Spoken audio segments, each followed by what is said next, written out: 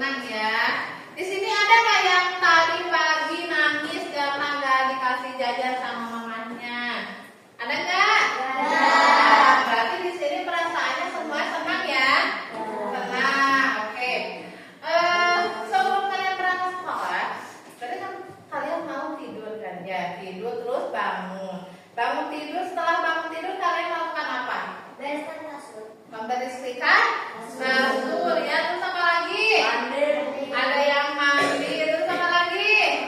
Makan ya. Kayak tadi membersihkan kasur ya. Membersihkan kasur itu ada tahapannya ya. Nggak langsung beres gitu aja ya. Di sini Ibu akan mengajar atau mengajarkan materi hari ini adalah menjelaskan apa artinya dekomposisi dalam berpikir konsultasional. Ini pelajaran baru ya bagi kalian ya. Ini pembelajaran baru tentang coding yang ada mata pelajarannya, yaitu berpikir konsultasional.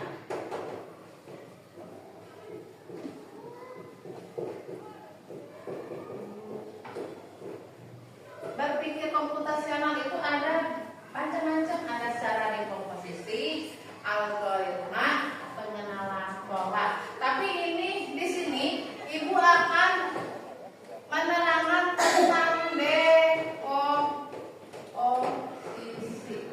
Ada yang pernah mendengar nggak apa itu dekomposisi? Belum pernah? Ya, karena hal yang baru ya. Dekomposisi adalah cara berpikir dengan memecah sesuatu masalah besar menjadi langkah-langkah kecil. Ya, jadi memecah dari masalah besar ke yang lebih kecil. Contohnya tadi membersihkan tempat tidur. Itu ada langkah-langkahnya ya. Yang pertama apa dulu coba? Bantalnya di apa dulu yang pertama ada yang spraynya. Terus apa lagi? Selimutnya. Itu kan ada tahapan-tahapannya ya. Ada tahapan-tahapannya. Jadi nggak ujuk-ujuk beres aja ya. Jadi ada tahapan-tahapannya. Dimulai dari langkah-langkah yang besar itu menjadi langkah-langkah yang kecil. Contohnya misalnya sebelum kita membersihkan cara membersihkan tempat tidur. Pertama si bantal dan gulingnya itu kan masih berantakan, ditaruh dulu ke bawah.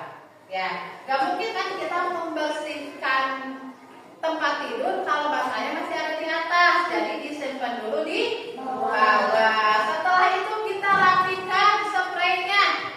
Itu ada yang dipakai sapu lidi ya, ada yang pakai bukan sapu ijuk ya, sapu lidi, dirapihin dulu. Setelah itu baru diambil lagi bantalnya, setelah rapi ya spraynya disimpan lagi ke dalam tempat tidur.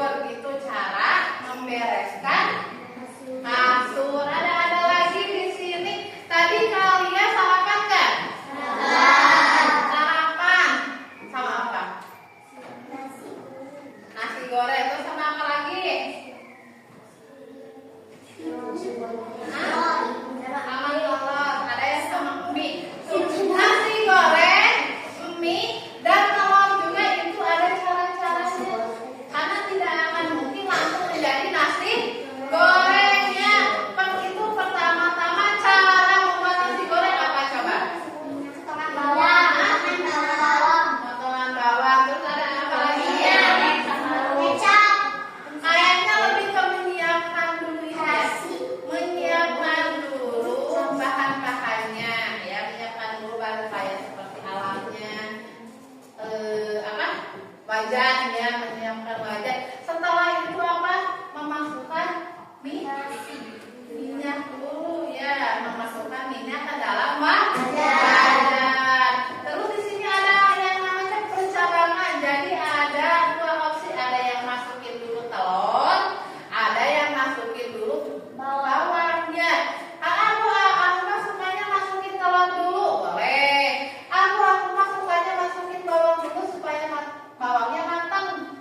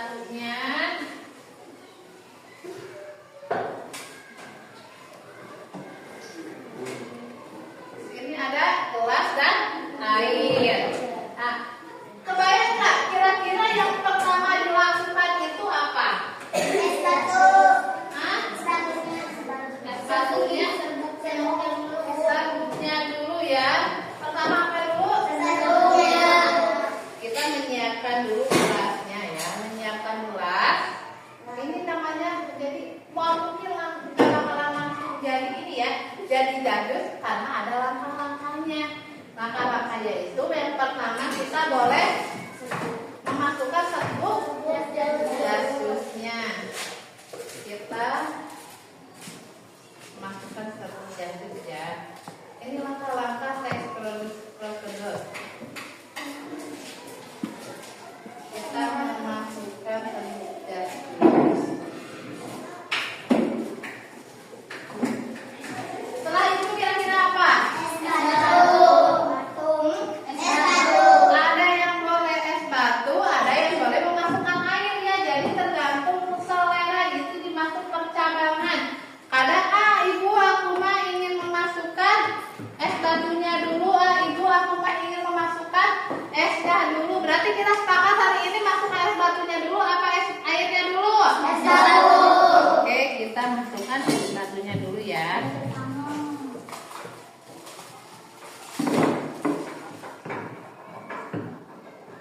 Kita masukkan es batu. Ya. Setelah ini kita masukkan air. Secukupnya ya. Setelah memasukkan air, diaduk ya supaya larut. Dan minuman es jasus siap disediakan. Itu adalah dekomposisi ya, dari langkah yang besar menjadi langkah yang kecil. Ya, jadi ada urutannya.